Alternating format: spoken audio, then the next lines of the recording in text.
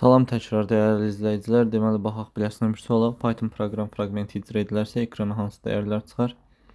Yəni elə bir çətin bir sual deyil, vaxtımız getməyəcək. A bərabərdir 5, B bərabərdir -2.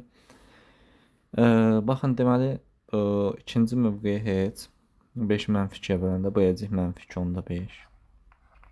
Sonra deməli qalıq. Burada neçə qalır? 1, -1. Bu da öz yerində.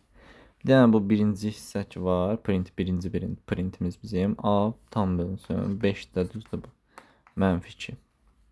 Burada nəsə çətinliyiniz ola bilər. Burada da nə edirsiniz deməli. 5-dən sonra -2-yə tam bölünən rəqəm hansıdır? 6.